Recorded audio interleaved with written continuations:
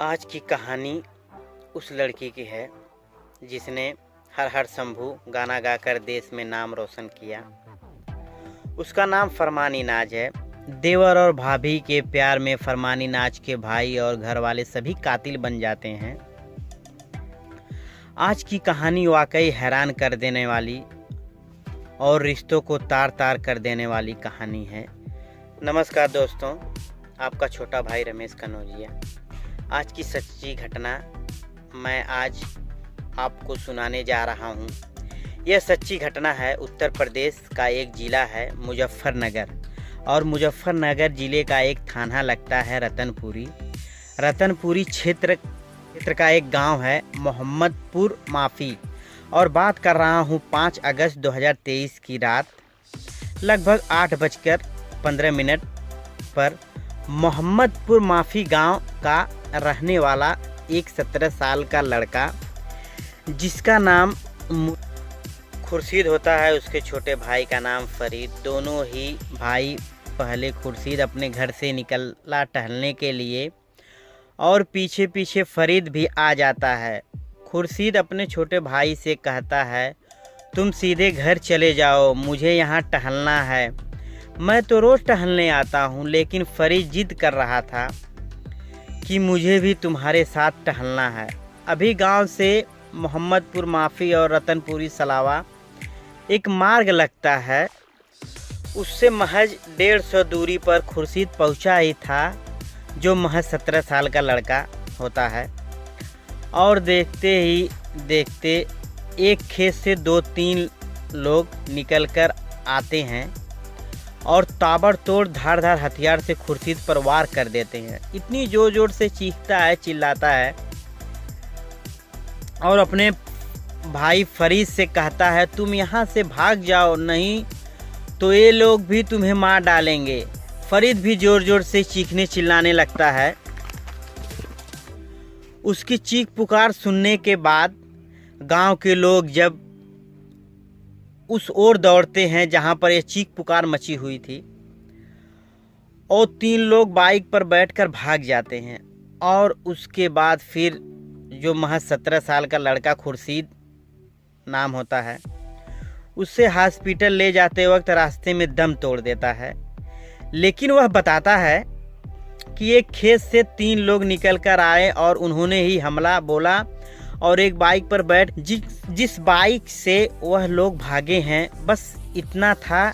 और देखते ही देखते यह जो घटना था, हत्याकांड है, यह सोशल मीडिया पर वायरल हो जाता है। वायरल भी क्यों न हो, जिसका कत्ल हुआ है उसका नाम मुर्शीद होता है।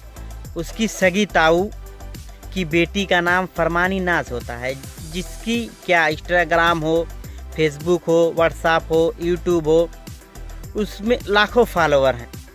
उसके लोग गाने सुनते हैं। देखते ही देखते पुलिस पर दबाव पड़ने लगता है। इसके बाद ना केवल उस हॉस्पिटल में और अगले दिन थाने पर जाकर हंगामा शुरू हो जाता है कि जो कातिल हो उन कातिलों को जल्द से जल्द गिरफ्तार किया जाए। जब हंगामा करते हैं, नेता भी शामिल होते हैं और यह पूरे देश में मामला फैल जाता है।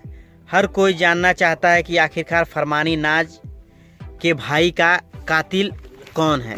और इस बीच में लगभग 300 से ज़्यादा लोगों से पूछताछ की, लेकिन जिस रोड पर कत्ल हुआ था दूर दूर तक कोई सीसीटीवी कैमरे नहीं थे। लेकिन सीसीटीवी कैमरे से पुलिस को कोई सफलता नहीं मिली। यह लड़का खुर्शीद अपने पास एक मोबाइल भी रखा करता था, उसका CDR निकलवाया जाता है, लेकिन CDR से भी कोई सफलता हाथ नहीं आती, यानी कोई सफलता नहीं मिलती।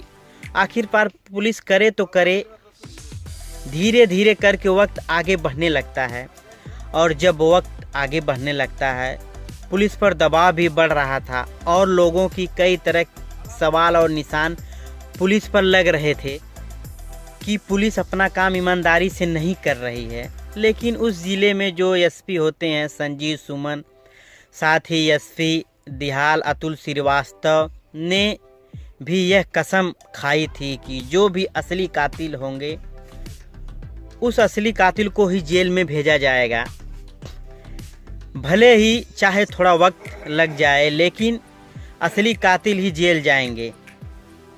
अब इसके बाद पुलिस ने एसएचओ टीम सहित 3 अलग अलग टीम गठित करने के बाद जांच करने की कोशिश करते हैं। इस परिवार से जितने लोगों से दुश्मनी है या लड़के का उस परिवार से किसी भी साथ कोई लफड़े या कोई अफेयर तो नहीं है। हर एंगल को तराशा जाता है, लेकिन पुलिस के हाथ कोई सबूत नहीं लगता। लेकिन आखिरकार कहते हैं, जिस भूसे की ढेर में एक सुई के जैसे मिलना, ऐसे ही कुछ मिलता है। और पता चलता है कि एक नए नंबर से एक कॉल आती है और फिर पुलिस उस नए नंबर की जांच में जुटती है। तो कत्ल होने से महज 2 दिन पहले ही वह नंबर लिया गया था। वह नंबर लिया गया था जिससे और बातचीत हुई थी। पुलिस ने उस नंबर की जांच पड़ताल करनी शुरू की। तब जाकर पता चलता है कि नंबर का जो इस्तेमाल है एक लड़का कर रहा है, जिसका नाम है फरियाद, जिसके बाप का नाम उजागर, जो कि फुटकास रोहता थाना लगता है, जिला मेरठ का रहने वाला है। पुलिस उसे गिरफ्तार करती है, उससे सख्ती से पूछताछ करती है। तो पूछताछ करने के बाद यह चौंकाने वाली बात बताता है कि फरियाद बताता है 10 अक्टूबर 2023 को इस घटना के 1 महीने 5 दिन बाद जब खुलासा होता है, पुलिस जब इस घटनाक्रम का खुलासा कर रही थी तो पता चलता है कि जो फरमानी नाच का भाई, जिसका नाम फरमान होता है, फरमान के पत्नी और साली का अफेयर हो जाता है। और पत्नी का अफेयर मुर्शीद से और साली का अफेयर खुर्शीद से। जब यह बात परिवार वालों को पता चलता है तो इन लोगों ने इस बात का एतराज़ किया और पता चलता है कि कोई और नहीं, फरमानी नाच का ही सगा चचेरा भाई, जो दोनों भाई हैं, एक बड़ी बहन से लगा हुआ है और एक छोटी बहन से। इस तरह से लोगों को गुस्सा आता है और इसकी प्लानिंग करते हैं। 4 अगस्त 2023 को हापुड़ में एक मीटिंग के बाद बैठकर यह मीटिंग की जाती है। यह प्लानिंग करते हैं कि उनका अब मर्डर करना चाहिए, यानी कि मुर्शीद और खुर्शीद को भी मारा जाना चाहिए। भाई हैं और इनकी हत्या करनी है। मोहम्मदपुर माफ़ी 5 अगस्त 2023 की रात को यह दिन चुना जाता है और इसके लिए फरियाद जाकिर, जो कि रोहटा मेरठ का रहने वाला है, और एक शाकिर, ये 3 लोग स्प्लेंडर बाइक से आते और बाइक से आने के बाद एक खेत में छुप जाते, क्योंकि इन्हें फरमानी के भाई फरमान और उसके बाप आरिफ ने पूरी इन्फॉर्मेशन दी थी कब घर से निकलता है और कब नहीं। और जब वो घर से निकलता है खाना खाकर टहलने के लिए, तभी उन्हें सूचना दी जाती है कि वो घर से निकल चुका है। दूसरे भाई का भी कत्ल करना था, लेकिन पहले उन्होंने जाकर खुर्शीद की हत्या करते हैं। एक के बाद एक लगभग 8 से 10 बार चाकुओं से वार करते हैं।